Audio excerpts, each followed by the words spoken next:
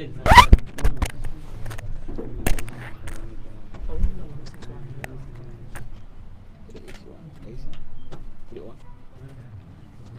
do it.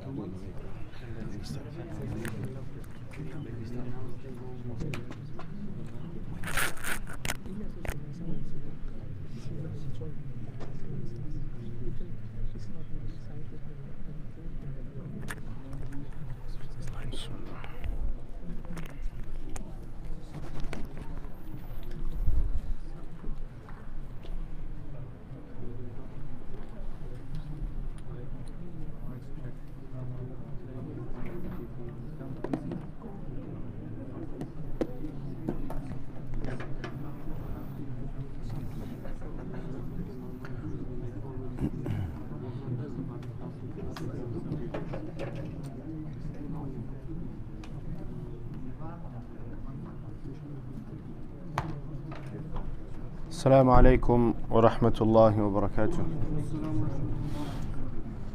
بسم الله الحمد لله والصلاة والسلام على رسول الله وعلى آله وصحبه أجمعين. أما بعد, we request brothers who are taking part in the halaqah to come closer, inshallah, to gather around. I know it is hot, and by sitting closer we're only going to get hotter, but this is how we show our need to Allah subhanahu wa ta'ala,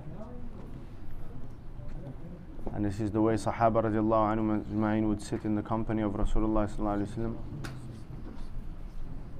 and it is a way to be included in the reward of the majlis. Much can be gained from gatherings such as this one. Rasulullah sallallahu alaihi wasallam said to Sahaba radiallahu anhum ajma'in, إِذَا مَرَرْتُمْ بِرِيَاضِ الْجَنَّةِ فَارْتَعُوا. When you come across gardens of paradise, then eat to your heart's content. قالوا وما رياض الجنة يا رسول الله. Said, Ya Rasulullah, what are the gardens of paradise? قال حلق الذكر, the gatherings of remembrance. Much good can come from the gathering if we sit with the right attitude, the right mindset. We clear our minds from all worldly thoughts. We prepare our hearts and our minds to receive the guidance of Allah and Rasulullah sallallahu alaihi wasallam. Then we sit with a sincere intention to please Allah subhanahu wa ta'ala, to learn the deen of Allah, to implement it in our lives and to convey it to others. And then at the very least, even if we don't have all of these gains, at the very least, Rasulullah says that at the end of the gathering, an announcement is made, قُومُوا مَغْفُورًا لَكُمْ قَدْ بُدِّلَتْ سَيِّئَاتُكُمْ حَسَنَاتٍ. Stand, your sins have been forgiven and your sins have been turned into good deeds. That's the least that a person gets from a gathering such as this one. This is why when you are dealing with Allah subhanahu wa ta'ala, there is no way in which a person comes out a loser or without gaining anything. Even in the case, let's say for example the salah of jama'ah, there is a hadith that Rasulullah says that when people gather in order to offer jama'ah prayer, Allah looks at the heart of the imam. If he finds that the imam is concentrating, he accepts the salah of everyone. When the imam is one like me, then he looks at the first saf. And if he doesn't find in the first saf brother Sulaiman and brother Nigeria, mashallah. Yeah, it's a responsibility, not just come and put your bug here. Right? So Allah looks at the first saf, no one, second one, no one, third one, no one. He's looking for an excuse to accept the prayer of all that have gathered. So you never lose out with Allah Azza wa Jal. Anyway, if he finds that nobody is concentrating, they have that sort of concentration that merits their salah to be accepted, and the salah of everyone that's praying with them is to be accepted, then Allah accepts their prayer just because they have gathered. They say that one of a righteous predecessor went for Hajj. I may have mentioned this story before. He went for Hajj with a disciple of his. And so you know when you wear the ihram, you say what? Labbaik Allahumma labbaik, labbaik la sharika laka labbaik.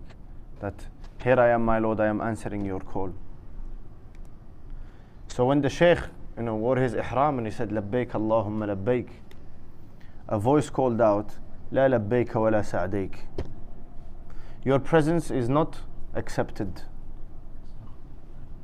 Meaning that we're not interested in your coming.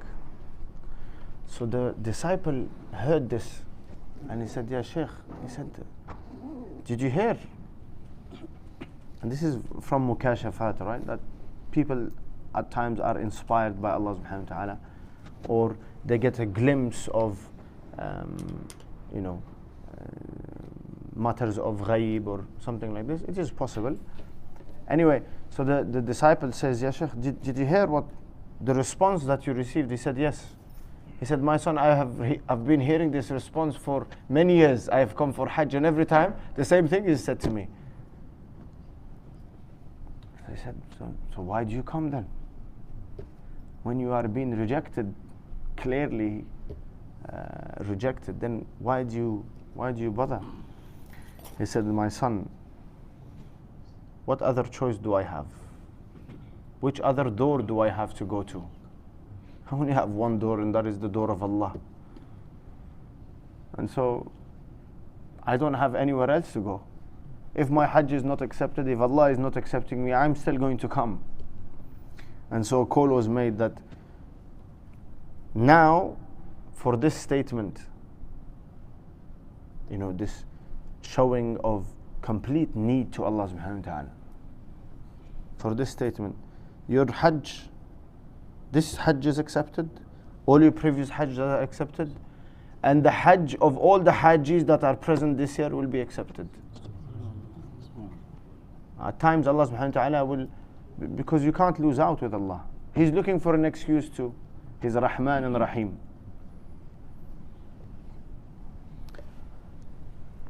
We ask Allah subhanahu wa ta'ala to make these gatherings of, inshallah, benefit to us, that we learn from them and we implement. Okay, so we're looking at friendship and companionship, and we said that there are certain criteria. There's a list of things that you should be looking for in a person that you want to be in their company and build a relationship with and friendship with. What are some of the things we mentioned? This was last week. Intellect. Somebody that's intelligent, understands what's right, what's wrong. Because someone that doesn't have that understanding, they're going to harm you, thinking that they want to benefit you. Okay. Then, so somebody with some intelligence, degree of intelligence. Then, good manners. Good manners. You may have an intelligent companion, but they ill-mannered. So now they're going to harm you. They get emotional, they get angry. For example, they're quick to anger. So they may be intelligent, they know what's right, what's wrong, what's beneficial, what's harmful, but they have no control over their emotions. So somebody with good mannerism, okay, good akhlaq. Good akhlaq are what? What are the main, when we say about akhlaq, good akhlaq, what's the main sort of descriptions or the main qualities? Truthfulness, trustworthiness, these are essential. Softness and dealing with gentleness is a good one, but tolerance, sabr. These are qualities of Anbiya. Yeah? So they're truthful, they're trustworthy. Truthful is in speech, trustworthy in his dealings. And then somebody that's patient, that has a certain degree of tolerance. Okay, and then gentleness, meaning somebody that has mercy and forgiveness and is gentle, so on and so forth. And then generosity is also very important quality of Anbiya alayhi salam, and definitely of Rasulullah sallallahu alaihi wasallam. What else? There's one more that's very important quality. Huh? Caring that comes with gentleness and patience. forgiving. No? Must be brave. Oh, mu'min, obviously, believe. Must be brave. Courage. You have Courage. Yeah. Courage. Courage is an important quality of Rasulullah sallallahu alaihi wasallam and Sahaba radiallahu anhum ajma'in. And it's not, sort of, the courage doesn't come here from strength of physical strength. I know, okay, because he's so strong, he's courageous. No, qawiyun ameen. Courage here and strength here is due to their iman, not their physical ability. They may be weak in terms of they're sick, but they have courage. They have a strong heart, and that is because of their iman, their belief in Allah subhanahu wa ta'ala. Why? Because if you have a friend that has courage and is brave, in your time of need, they will come to your help and support. And this is one of the requirements of a relationship with a believer, is that when he needs me physically, when he needs my support, then I need to be present and support him. Rasulullah says, لا يسلمه. The believer does not hand over another believer. For example, there is a conflict and I just walk away and say, it's not my problem. No. So courage is also a very important quality. Okay. So we said intelligence, good manners, somebody that fears Allah and is not an open sinner, right? And somebody that doesn't have, a lot of great love for worldly material, dunya, whether it is material or the pleasures of dunya, right? Because that person is always going to divert you away, whereas the company of the righteous is going to bring you closer to Allah subhanahu wa ta'ala. And then, obviously, you can't keep company of a person that is on false belief, right? On bid'ah or innovation in terms of belief. So what are the rights of brotherhood? We looked through a few of them. One is fulfilling your brother's needs. So when your brother is in need, when your friend is in need, then you have to fulfill his need. That is a requirement of the relationship. Yeah, it's a duty upon you. Not, it's up to you if you want to help them. Yeah, another Muslim, fair enough. If they're in need, you're able to help, you can help. If you can't help, then it's okay. But a friend, somebody that is considered a friend, you have a duty to help them. Actually, he says that you should help and assist your brother without him even asking you. Don't wait for him to ask you. You know that he has a need, assist him. That's the first quality. Smart. Yes. The second one is heedful of your words. When you're speaking with your friend, be careful. Today people are careless when they are speaking with their friends. Why? They say, we're friends, it's okay, he knows what I mean. He knows. No. Be careful, don't hurt his feelings. Right? Excessive argumentation is not good. Don't argue with your friend just for the sake of it. Why? Because when you continuously argue with your friend, you are saying to him that you are not intelligent enough and you don't see things as they should be seen.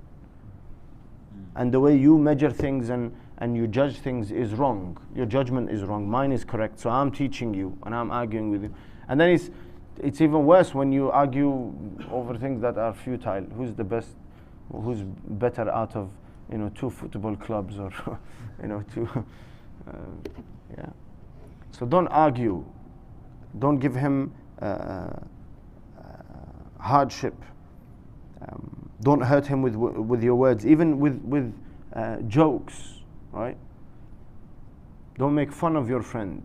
I don't understand. People are like, we're friends, and then making fun of each other. Don't make fun of him. Don't humiliate him. He says that you should not highlight his defects, nor in his presence, nor in his absence. Not in his presence, nor in his absence. Don't highlight his defects. You want to advise him, you advise him in a gentle manner with hikmah. Don't just point out, you're doing this wrong. Why? Because everybody has an ego, and the ego will get hurt. They will distance themselves from you.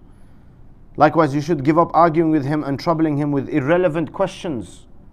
In the Arabic text, he says, if you cross your friend, don't ask him where you're going. People have this thing. Where are you going? They call you. What are you doing? Assalamu alaikum. How are you doing, brother? What are you doing? Where are you? Okay, are you my parent or my spouse?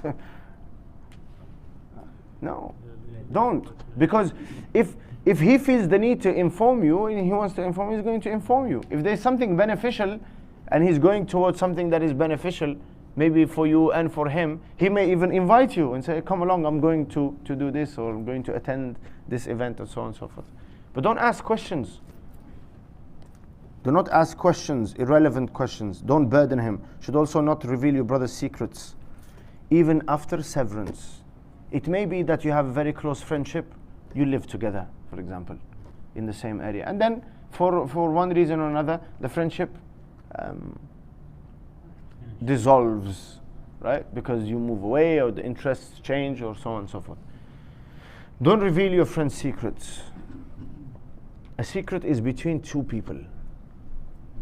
Don't inform a third person, because once you inform a third person, it's no longer a secret.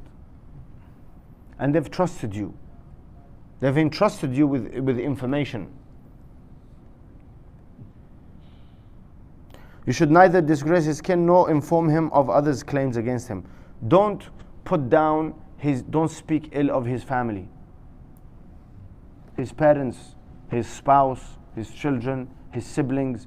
Even if there is defect in them, don't speak ill of them. Right? This is with friend. How about with your spouse? Your mother said, your father said, your mother is always like this, your father is always, oh, your brother, I shouldn't even start talking about your brothers. And your sisters, mashallah.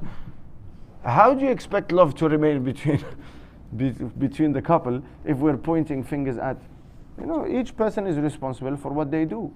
Mention what is good in them. Don't mention what is bad. You have a problem with them, take it up with them. Don't take it up with the person that you have a relationship with. You're going to destroy your relationship. Take it up. You've got a problem with your mother-in-law, take it up with her.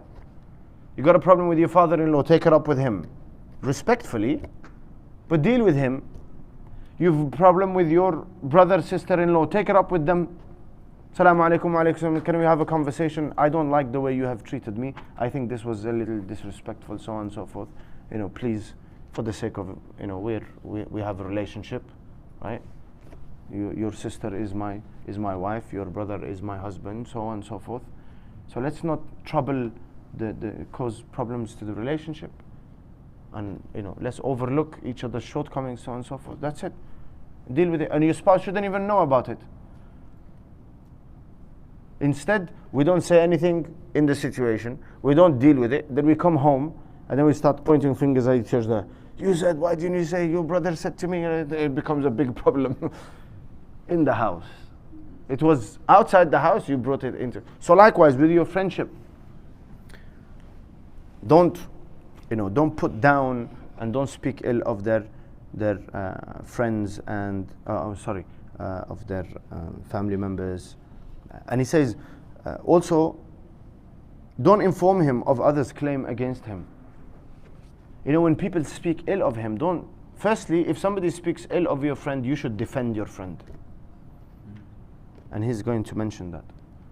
Stop that person from speaking ill of your friend. That is a requirement of friendship. And then, don't go and inform him. How does that benefit him? It's only going to, cause him pain in his heart. Don't tell him anything. Keep it to yourself. Nobody's going to come to you and say to you, oh, why didn't you inform me? And even if they do say, I didn't think it relevant to inform you. It was all nonsense. So I just ignored it. Do not irritate him. You should avoid irritating him as far as you can unless you urge him to do good and forbid evil. When it comes to religious responsibility, you don't consider that we have friendship and I don't want our friendship to be affected. If you have to invite him to good and he doesn't like it, still do it.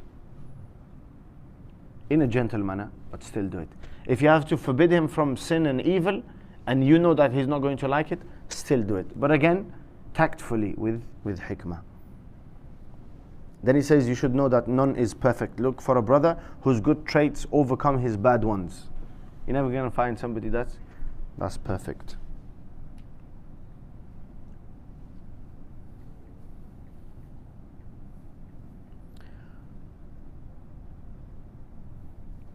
Okay. Then we talked about suspicion, right? So suspicion, you should think good of a Muslim. And then your friend, definitely think good of him. Don't be suspicious, because if you become suspicious, then you're going to spy. And if you spy, then you're going to backbite. Furthermore, man's faith becomes full-fledged, so your iman becomes strong and complete only when you love for your brother what you love for yourself. At least you should treat your brother in the same way that you require him to treat you. How you expect him to treat you? Treat others. That is the bare minimum. I read in the Arabic text that Allah subhanahu wa ta'ala commanded Adam 4 things. He said, 1 is for me, 1 is for you, 1 is our relationship and between Allah and the human being, and 1 is the relationship between the human being and others. For Allah is that you worship Him, don't associate any partners. I think from Allah to expect that He will protect from punishment. And then the relationship between the servant and Allah is that the servant asks of Allah and Allah will grant him what he asks for. You make dua and I will accept your dua. And the last one, treat others the way you would like to be treated. You should also perceive that frequent argumentation sows malice and hatred among brothers. Frequent argumentation. A good friend of yours, people say, oh, it's just banter. They do it in their relationships. Don't argue. You're having a conversation, right? And it's an enjoyable conversation. You're talking about something interesting, and your mind is working, and there is a level of enjoyment in that. But when you see that now it's become a confrontation, right? I'm holding on strong to my view, and the other side is also, and it's not just casual now. And you can see it in facial expressions, you can see in body language. Then change the subject. That subject is not important. If you don't change the subject, then think of a friend and think at a time that you had an argument with him. When you separated there, did you feel love for that friend of yours in that moment? No, because when you're arguing, you're protecting yourself, your ego. Full-fledged now is on attack mode. So he's not considering anybody else. Yeah, not considering anybody else. You're only thinking of yourself. So don't put yourself in that situation. He says, it sows malice and hatred, because you're gonna go away and he's gonna go away, and you're gonna rethink the whole conversation. What he said, what I said, what she said. Why did he say this? What did she say this? Is he right? Am I right? So on and so forth. And then that, and it will build up. You have a build-up of ill feelings.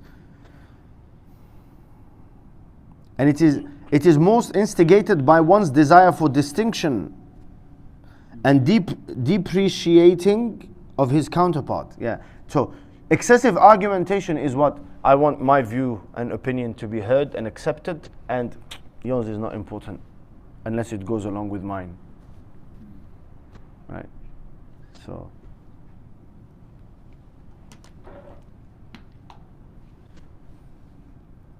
okay. There's a little bit more in the Arabic text, so we're going to look at that.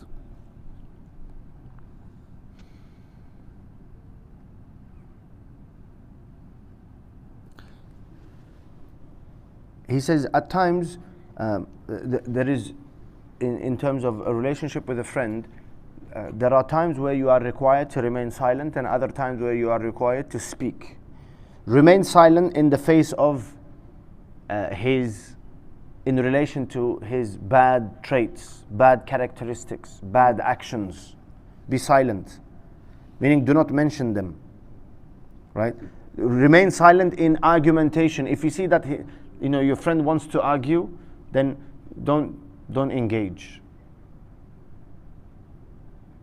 And then he says, وعن السؤال عما يكره ظهوره من أحواله. And he says, don't ask questions about that you know he will not like to reveal, things that he would not like to reveal. And then he says, وَأَنْ يَكْتُمَ سِرَّهُ, also remain silent in relation to his secrets.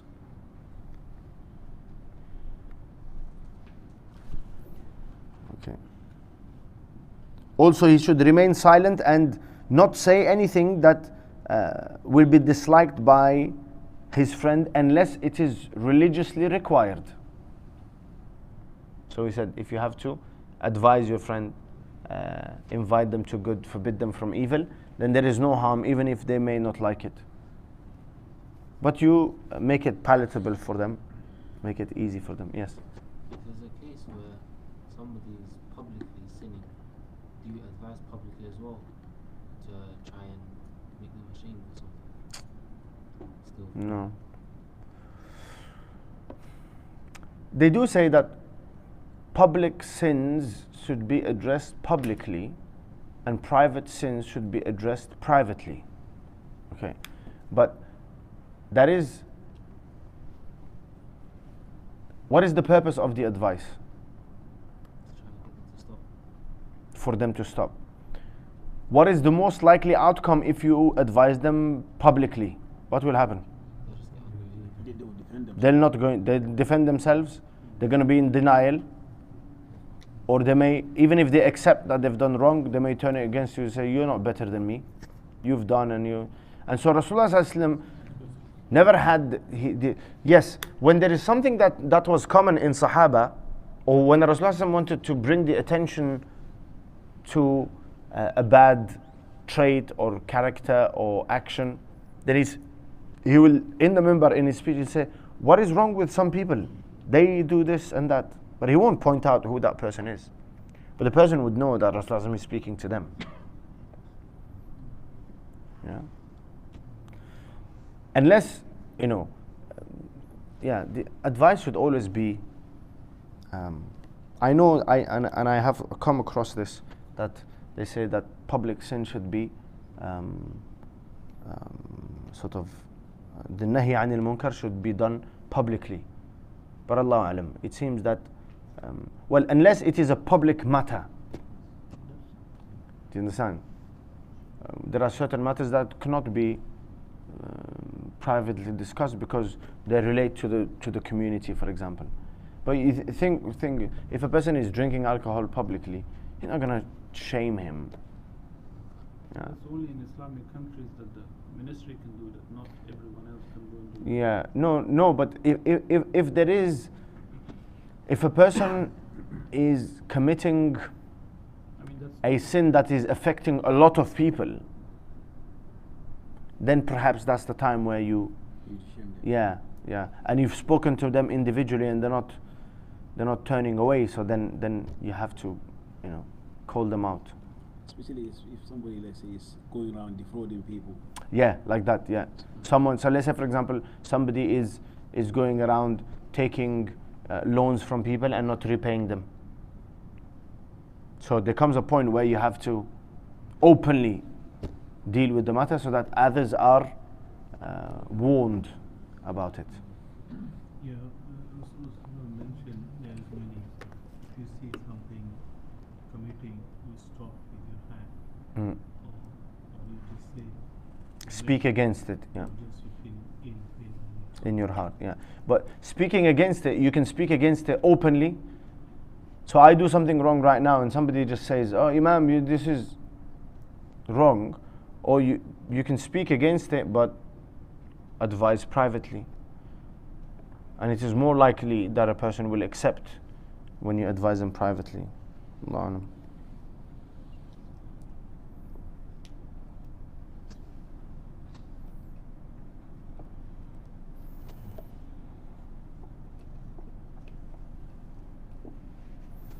Okay.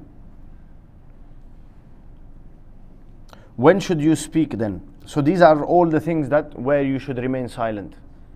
Be silent when you see his flaws. Don't speak of his flaws.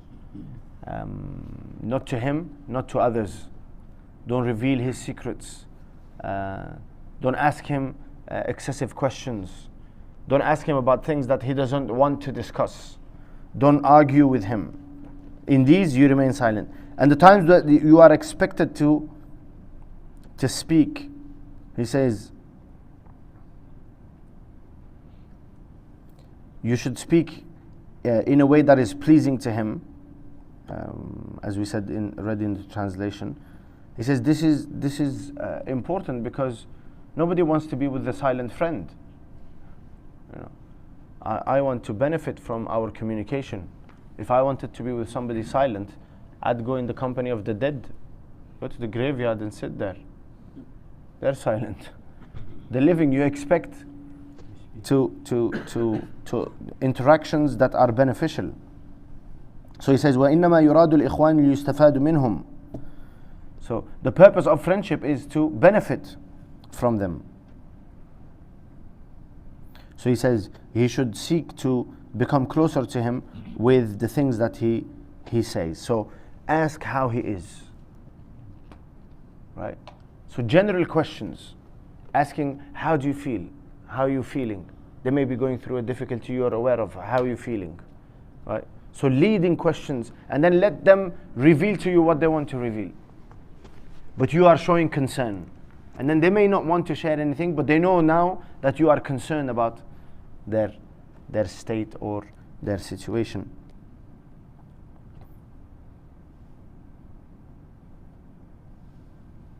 And so, if he informs you,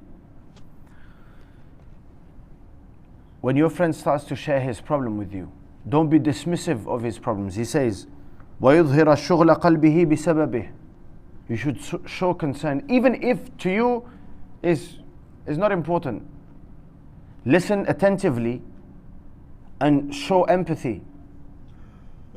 Don't dismiss it. It's big in his.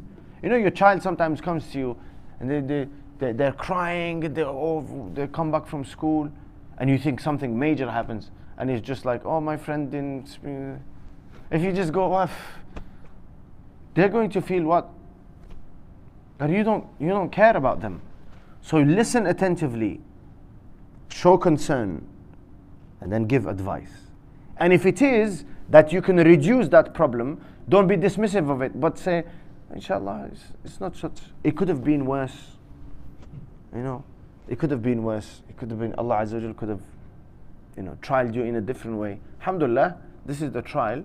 So let's deal with it. Let's look at it from this different perspective. Would you like me to help you out in anything, and so on and so forth? Don't say, oh yeah, you're always talking about the same thing. You're always talking about it's always the same story with you. Right? And be dismissive. Or even worse, somebody comes to you with their problem, and you do what? Yeah, let me tell you what I'm going through. You just killed it. Let me tell you what I'm going through. And you might do that with a good intention, thinking that, okay, I'm going to lighten your burden. But they want to be heard. They want to be heard. They want to see that you have concern for them. And then he says, وَيُبْدِيَ السُّرُورَ بِمَا يُسَرُّ بِهِ. And then, so when your friend is sharing with you their difficulty, you should show concern.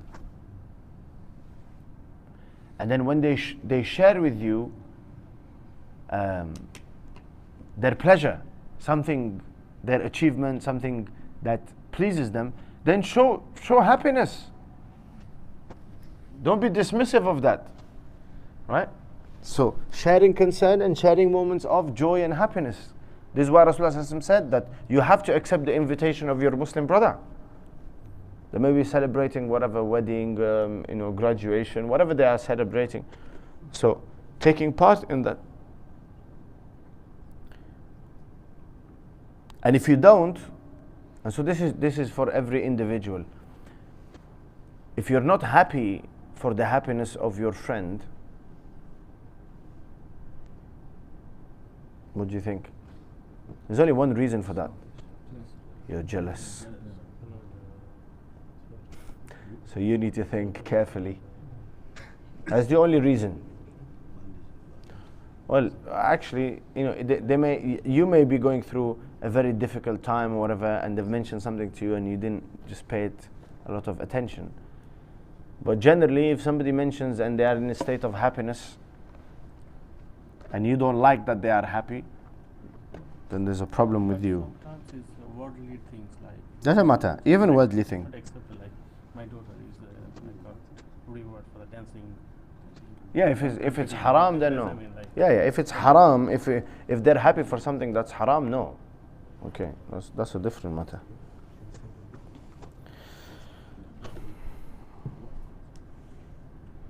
Okay, so number 4, pleasing one's brother. He said you should also do and say things that please your brother.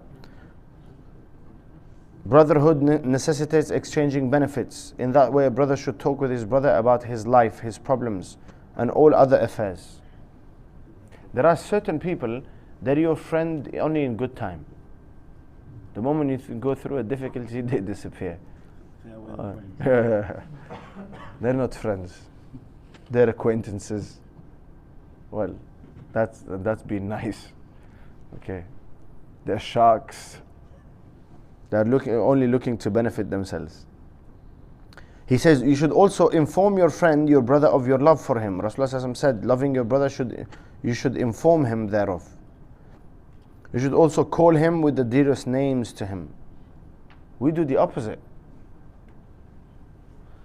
We'll use nicknames that are derogatory and you know, and the excuse is we're friends. So because we're friends, I can call you things that others can't call you. If somebody else was to say it, it's offensive. I'm your friend, so you should accept it. No, the best name. Umar ibn Khattab radiallahu anhu said, 3 things enhance good relations with your brother. Greeting him when you see him, making room for him to sit with you, and calling him with the dearest of names to him. And he says, likewise, you should remember your brother in good terms before responsible people. You know what that means, right? Mention your brother. If you're sitting with people of authority, mention your brother in a good way, so that he may benefit from, you know, he may need some help from them or some work from them. So mention him in a good way.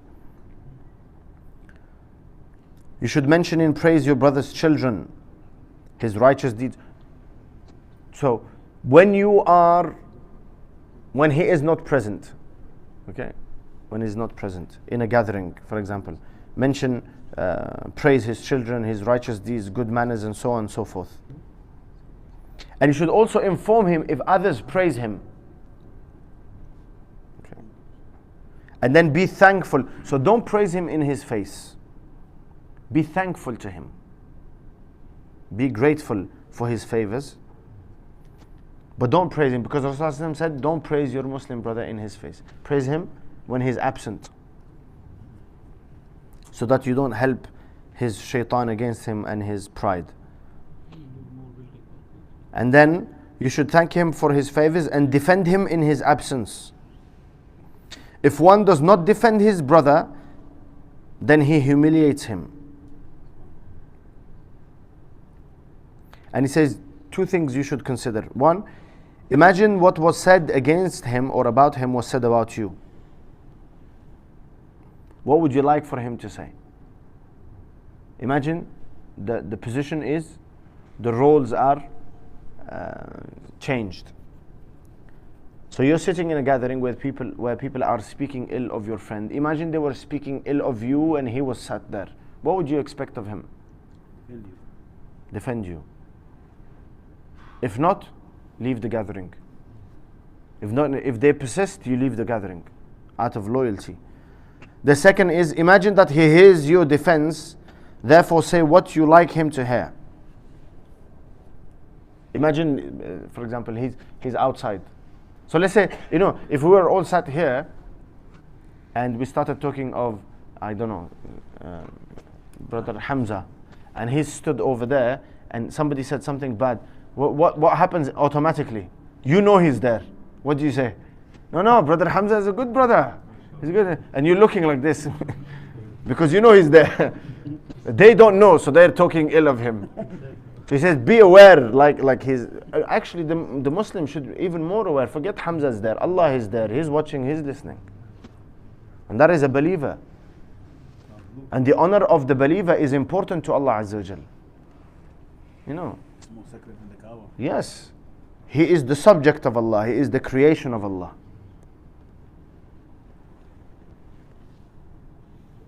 He says, otherwise one becomes a hypocrite. You know something else he adds here?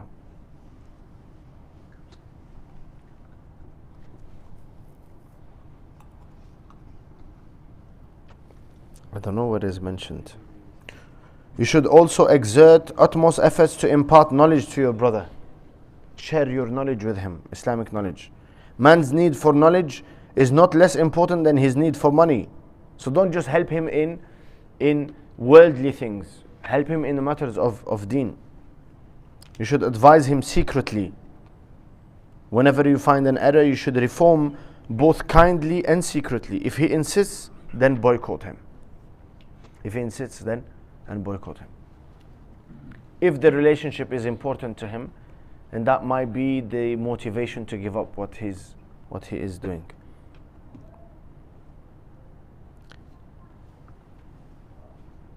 Okay. Make dua for your brother in his lifetime and after his demise. Did we mention this last week? Rasulullah says, there is no believing servant who supplicates for his brother behind his back, meaning in his absence, that the angels do not say the same be for you too. Whenever you pray for your Muslim brother, Allah grants you the same. Abu Darda radiallahu anhu used to supplicate for numerous brothers while naming them. You know, we had a Shaykh rahmatullah alayh. People whoever attended his time of tahajjud, he had a sort of considerable amount of time spent making dua for people individually. He mentioned people by name and he had a list. You know, Ya Allah so and so, Ya Allah so and so. Grant them guidance, grant them tawfiq, grant them health, wellness, you know, bless their families, so on. And then he'll move on to the next. And the next. You know, we say, oh, I don't know how, I'll make dua 5 minutes, I don't know then what to say. I'll make dua for each individual. And everything you ask of Allah subhanahu wa ta'ala, Allah Azza wa Jalla is going to grant you. And that is loyalty to, because no one is aware of that. Only you and Allah. Okay. So supplicate. As for supplicating for brothers after their death, Amr ibn Hurayth remarks, supplicating for a dead brother. An angel would take your supplication to the dead brother and say, you lonely resident in this tomb, here is a gift from a loving brother. Here is a gift from a loving brother. So we all have friends that have departed this world. Or just recently, our brother Farouk and Khwan, may Allah subhanahu wa ta'ala grant them mercy. Our brother Kamran, Harun Bai, Umar who? Umar, Tariq's brother. Umar I forget his surname. Who else is there? Dr. What's his name? Adimullah. Dr. Adimullah. Huh? Majdi. Both Majdis, Dr. Majdi and the Egyptian Majdi. Shakil Bhai. And then Uncle Dawood. May Allah grant them all mercy. Enlighten their graves. Make them gardens of paradise, inshallah. Number 6, you should be loyal and truthful to your brother. Be loyal and truthful. Loyalty signifies constantly loving him till his death and continuing afterwards. This is a loyalty meaning to remain loyal after their demise. Rasulullah had this. He says the Prophet ﷺ treated an old woman kindly and pointed out she used to visit us during Khadija's life, radiallahu anha. And then he would say, in fact, good commitment is a part of Iman. Loyalty is a part of Iman. So be loyal, meaning that don't forget the good that you have received from a person just because they have died. Loyalty also entails maintaining modesty, whatever rank you may achieve. So, with your friend, you're the same person. Don't start changing because now you're of a higher rank. You've made more money, so now you, just like a parent. To your parent, you are always a child. You can be head of state, remain a child. Yeah. Modesty, with and humility with your parent and with your friends, people who are close to you. You should not also don't approve of his negligence of some religious duties. Loyalty, why he mentions this, he says loyalty doesn't mean that you don't disapprove of the wrong that he does, or you don't advise him against the wrong that he does. Does he mention anything else in the Arabic? Sabri.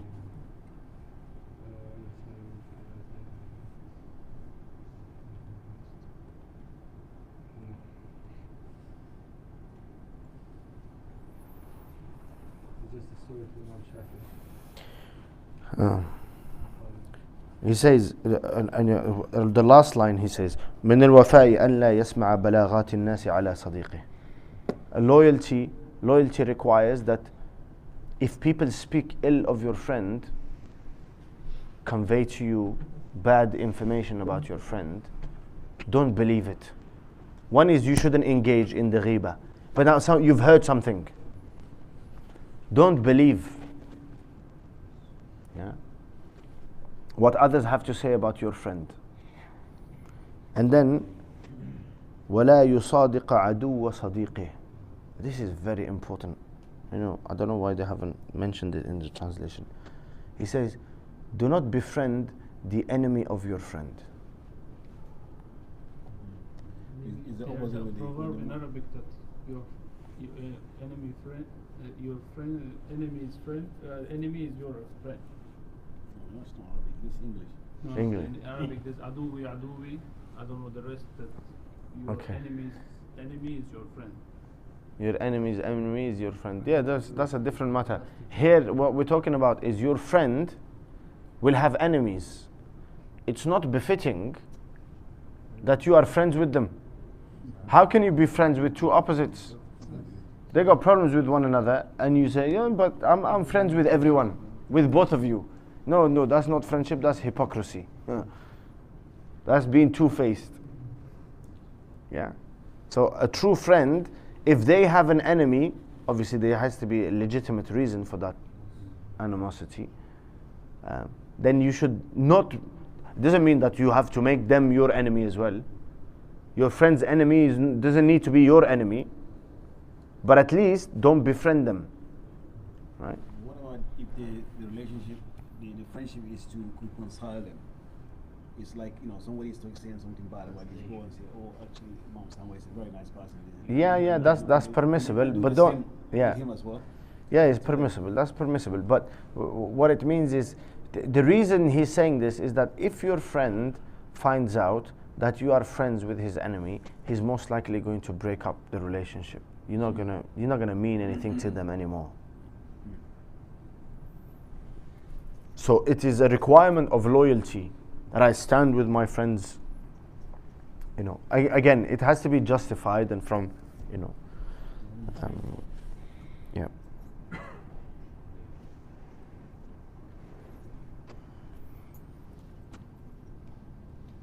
He says, التخفيف وترك التكلف.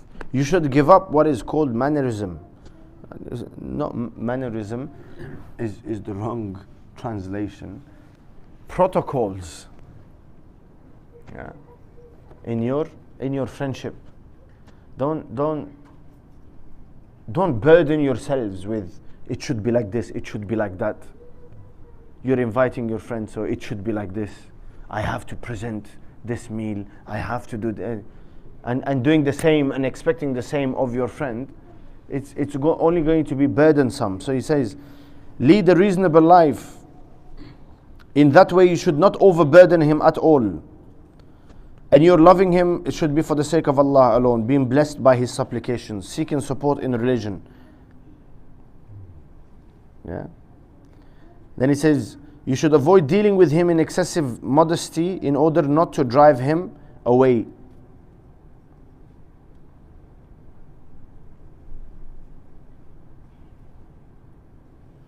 What is it?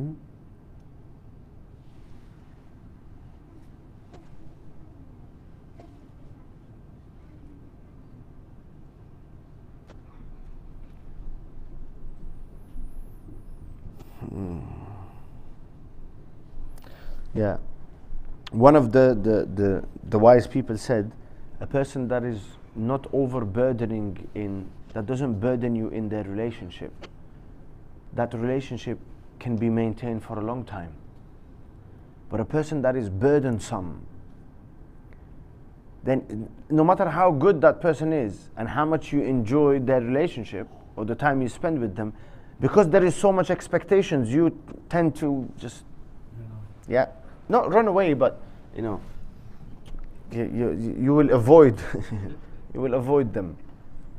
So try to be aware of that. Don't burden your friend, and don't burden yourself in your friendship.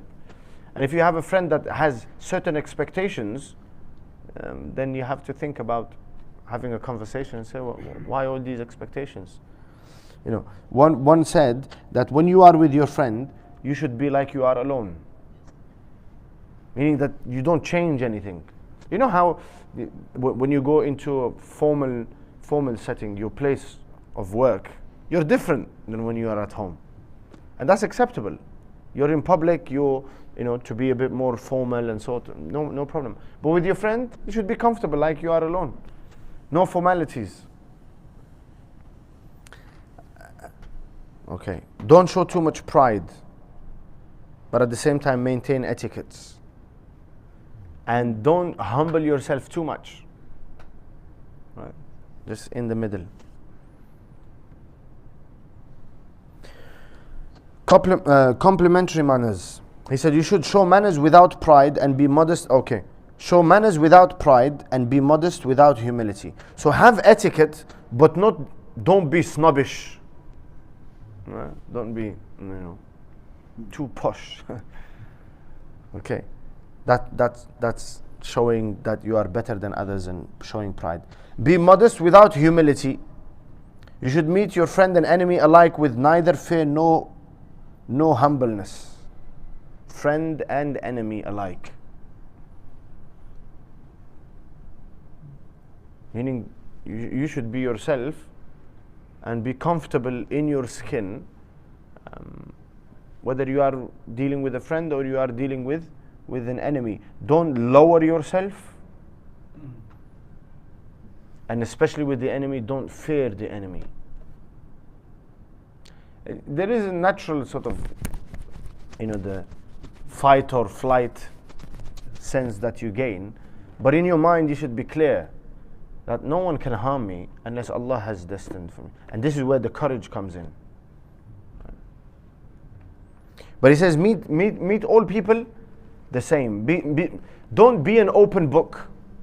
People should not know that you are an enemy to them. There's a hadith, Rasulullah mentioned somebody was coming towards him, and Aisha radiallahu anha was sat with Rasulullah, and he said, what an evil man approaching.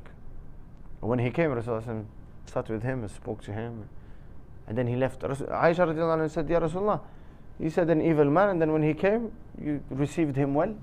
He said, yeah, sometimes you have to protect yourself from their harm. Don't make it known that I am an enemy to you, or you are an enemy to me. You should avoid interlocking your fingers. So these are general manners. Putting your fingers together is makruh, disliked. Don't ask me why, I don't know. But it's makruh. And definitely makruh in the masjid. Okay, I should say. Makruh in the masjid. And definitely makruh in khutbah. People do it in khutbah. They start now, and they're listening like this. Yeah? When you start cracking their hands. That's also makruh. Yeah, especially in prayer as well. You should avoid interlocking. What was that? Sitting like this is also prohibited. Yeah, behind the back. Like Hand, no, the hand behind the back. behind the back. Yeah, on the side is fine. Behind the back like this is not, is disliked. Left hand only? Yeah, left hand. So you should avoid interlocking your fingers, spitting, and yawning in the midst of people. Yeah, don't spit. Even blowing your nose, people are like, you know, you need to blow your nose, go out. Wiping your nose is fine, no problem. But blowing, go out. Leave the gathering, go blow your nose, come back. Most of the people. You need to spit, go out. Leave the gathering, do what you need to do, and you return. Be mindful of other people. Yawning. Wow. What does that say about the company that you're bored of them? Yeah. As a tiredness of. Yeah, tiredness, then you control it. Control it as much as you can. So he says avoid, right? Avoid interlocking your fingers, spitting, yawning in the midst of people. You should listen carefully to your brother. Look at this. Now people are saying, you know, what do they call it? Active listening. Yeah, active listening. Now you hear about, oh, you should listen attentively. So hundreds of years ago, listen attentively, and listening attentively will show. If you're not attentive, first time, second time, they'll stop coming to you. They'll stop sharing things with you because they can see. Your body language says whether you're interested or not. Yeah, is it? When did that happen? Allah, that's a shame. What kind of? Oh, I'm here, and I'm listening to you. No. Some people do it. Yeah, and it's very disrespectful. But we do it with Allah. So what is the? Yeah, Allahu Akbar. Alhamdulillah Rabbil Alameen Ar-Rahman Ar-Rahim Maliki Yawmiddin. MashaAllah. Okay. That's true. You should listen carefully to your brother. Look at this one. Do not ask him to repeat his words. Yeah, don't ask him to repeat. Because when you ask to repeat, or if somehow you've asked him to elaborate and explain more, but don't ask him to repeat, because that says you were not attentive. What did you say? Can you say again? That means that you were not listening. Listen carefully to your brother. Do not ask him to repeat his words. Your attire and appearance should be modest, meaning not that of extreme, very rich people, but at the same time, not that of, you know, when Allah blesses someone, He likes to see the signs of that blessing on people. You should also deal kindly with your household. This is complementary manners, right? He said, be kind to your household, but neither being stiff nor lenient. Find the middle ground. Yeah. Yes. Allah says, وَلَا تَجْعَلْ يَدَكَ مَغْلُولَةً إِلَىٰ عُنُقِكَ وَلَا تَبْسُطْهَا كُلَّ الْبَسْطِ. Don't withhold to the point that you don't give anybody. Allah says, tie your hand to your neck, meaning it never extends. And don't open it completely. Anybody comes, take anything they want, take advantage. No. So likewise with your household, be kind to them, be lenient, but there are times where you need to be, you know, you have to be strict, or so in between. You should not banter with your servants in order to keep your dignity. Yeah, he says don't make fun. This is with anybody that is, and you know, in workplace, well, one advice I got when, don't consider somebody that's above you in work. Don't be friendly with them. Don't consider them your friend, because you're going to cross boundaries. They're your manager. They're not your friend. Yeah. So be nice, exchange niceties, be friendly, but know your.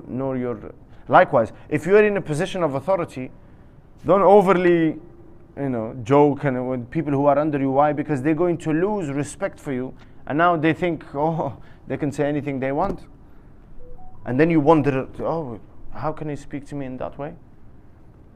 It's because you've opened that door. So don't banter with your servant in order to keep your dignity. And then he says, don't look backwards too much. Yeah?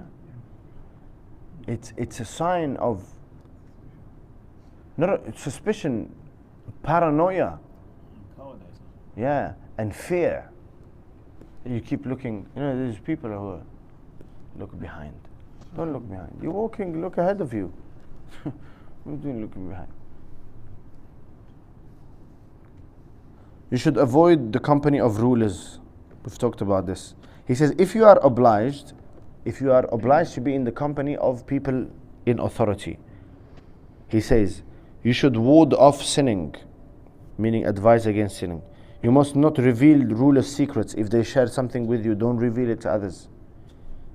You shouldn't reveal the secrets of your friend, but definitely don't reveal the secrets of a person in authority, because they have power over you. If they find out, that's going to be harmful for you. He says, when you're drawn close to them, you should be very careful. When somebody in authority brings you close to them, then be careful.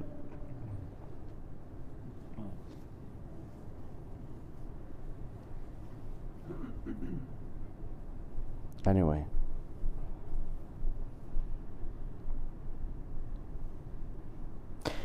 And Ajib, you should never interfere between him. And you should know that a friend in need is a friend indeed. Then he says, your honor commands priority over your property. Very important principle. Your honor, your personal honor, should be more valuable to you than your property. Material, what materialistically belongs to you. People will lower themselves don't lower yourself for the gain of materialistic gains. Your honor is more important, and if that requires that you have to spend more, because don't lower yourself for worldly or materialistic gains. He says, joining a group, one should get seated in a modest place. Meaning, wherever you find place, sit down. Don't expect that you have, nobody has a special position. When Rasulullah used to come, he sit wherever he found space, he'll sit down. And the worst thing to do is to ask somebody to move in order to sit in his place. Rasulullah prohibited that. Can you move? Brother, please. This is my spot. What your spot? Did you buy it? Is it your land? We're all equals. Yes, makes me. Joining group, one should get seated in a modest place. And then the people who are sitting, when they see somebody joining, they should make room for him. Sometimes you see people like even in the mosque, maybe like when you pray Salah, like Maghrib, someone will leave his thing here and then go, and there's some other people in the mosque. And then you find like, come during Isha time, like almost an hour, and then he was. It's not appropriate. The only time a person is allowed to leave is if they need to leave for a necessity. They're going, maybe they need to eat. Okay. They've been here, they've been reading Quran, whatever. They want to quickly go and eat something. Obviously, they're not going to eat in the main hall, or they need to go to relieve themselves. But other than that, there is no. He says you should avoid sitting on roads. We don't do that here, but back home people do. They're sitting. Sahaba radiallahu anhu, Rasulullah said, avoid sitting on roads. They said, Ya Rasulullah, where are you going? Nowhere else to go. No cafes and stuff. There's only roads. He said, if you are going to gather, on the street, then give the rights of the way. He said, what is that, Ya Rasulullah? He said, when somebody asks for to be guided, then guide them, and to invite to good and forbid evil. You should avoid sitting on rows. If happened, you should lower your gaze. Lower your gaze. Number one. Assist the oppressed and guide the lost. Don't spit in the direction of the Qibla, but rather on the left side, under your left foot. So if you have to, this is outside, huh? He's talking about. If you have to spit, then don't spit towards the Qibla, number one. Number two is, you should spit towards the left, and you should pass your foot.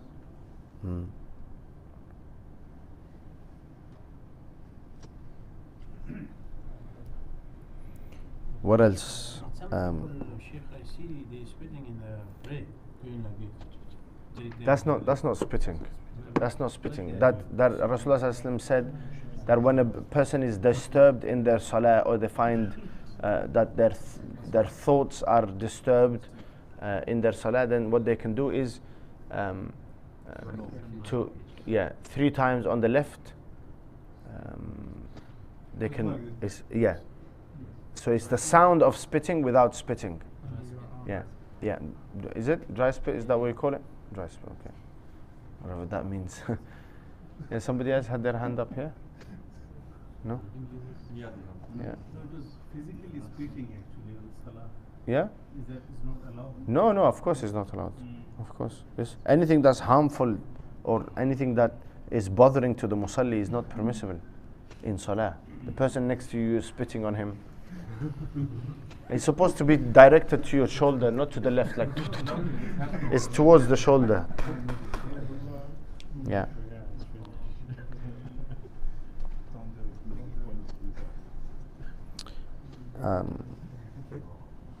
He says, beware of joining. I don't know who translated this in this way. Grassroots. Yeah, the general public. He says, don't mix too much with general people, and if you do, then avoid their idle talk, avoid their evil deeds. What he talks about when he says the general عامة الناس, the general public, meaning people that are not religiously committed. Yeah? It's not a pride thing. It's not a caste system or different levels in society. But he's talking about the wayfarer, the one who's traveling to Akhirah. So this person is going to have a degree of taqwa and commitment to deen. So he says, don't mix too much with people that don't have that interest. Don't mix too much with people of dunya, and their only purpose in life is to accumulate wealth and fulfill desires. Don't mix too much with them. And if you have to be in their presence, then don't get involved in the sin and the idle talk. So he's telling you don't mix with them, not because you're better than them, but because their idle talk might affect you, and because their sin might affect you. So try to avoid. And then what's the last one? Jesting.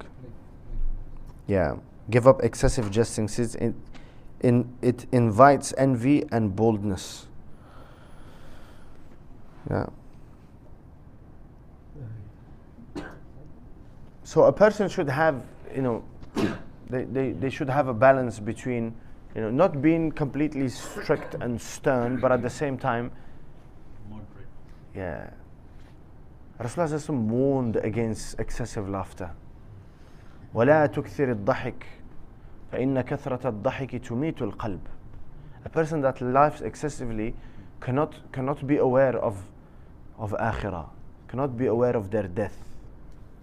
And not only that, it lowers you in the company of people. People now, you joke too much with them. Sometimes relationships are broken because of joking excessively. So you start to, first people have respect. When you engage with somebody, they have respect for you. They don't know you, they respect you. And then they're going to deal with you in accordance to how you, so you just, you're making jokes and what have you. So people think, this guy is not important. So you will hurt yourself. Okay. And Rasulullah ﷺ was not known to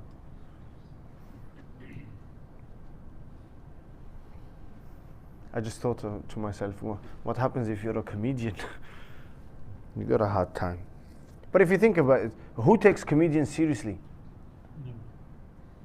I know it's their job, they're doing it, and there's some benefit to it, right? They take,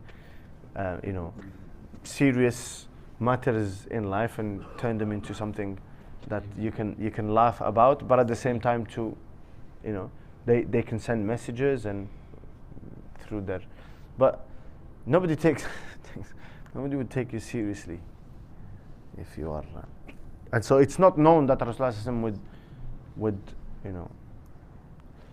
and if he heard somebody making fun or making a joke, Rasulullah, he wasn't completely like stern, haram, don't do it. What are you laughing for? No, Rasulullah would smile, he would be amused,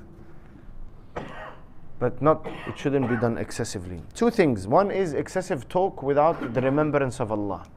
And second, excessive laughter. It's no good. No good for the heart, spiritually. Okay. And then smiling is good. So it's having the middle ground. That's it. We end here. That brings us to the next chapter, rights of Muslims, kinship, neighborhood, and ownership. Insha'Allah Azza wa Jal. Actually, did he I think the translation misses out. He's got a sub-chapter here about being alone, because we're talking about companionship and etiquettes, dealing with people, friends, family, so on and so forth. But he talks about uzla. Uzla is seclusion. So the believer needs a time of seclusion when they focus on themselves and their relationship with Allah. Why? Because relationships with people are distractions. You're engaged. You can't be thinking of, you're engaged. You're communicating, you're talking, so on and so forth. And so that is distracting. Because ultimately, everybody goes to their grave. And ultimately, everyone will stand alone for judgment before Allah. And so there has to be a time of seclusion.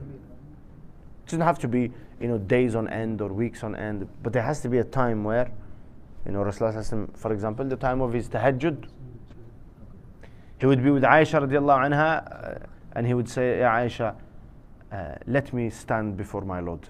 So this is what now, seclusion. I'm going to spend time with Allah subhanahu wa ta'ala, spend time with myself. And what should be done in that time of seclusion when you're alone? Contemplation. Contemplation, seeking forgiveness from Allah. And the worst thing that can be done when you're alone is sinning. Ajib, I came across something, like a statement that somebody said, obviously non-Muslim, he said, the real you, if you want to know truly who you are, then consider what you do when you are alone. That's the real you. Everything else is a personality that you put, it's a mask that you put on for people. But when you are alone, what do you do? So the believer, when he is alone, he takes time to moments, ask forgiveness from Allah, think of the blessings of Allah subhanahu wa ta'ala, consider, some sort of worship, dhikr, dua, salah, so on and so forth. Extremely important. That is the lifeline. Because doing worship only in company of others is not, it's motivating. Look, think of Ramadan. Ramadan, everybody fasting, yes? Because there is a motivating factor when everybody is doing. You're in the masjid, everybody is praying. You're going to pray, obviously. But you also need to be doing deeds on your own. Yeah? And build on those. Because they're your capital. A believer should not be one that is if people, Rasulullah says, do not be imma'a. Imma'a is like a person that goes with the flow. When people do good, he's doing good. If he's in good company, he's doing good. If he's in bad company, he's doing bad. No. Person, and that all relies on what do you do in your private time. Right. So if you have a moment, privacy with Allah subhanahu wa ta'ala, it doesn't have to be a lot. Small amount of time, and then you build on it. Some dhikr, some dua, some contemplation, some tawbah, some istighfar, reading of the Quran, praying of salah. Yeah, and taking account of one's deeds, muhasabah, that will be inshallah beneficial. Okay, subhanallah bihamdihi, subhanakallahumma bihamdika, nashhadu an la ilaha illa anta nastaghfiruka wa natubu ilayk. We're not going to have halaqa for the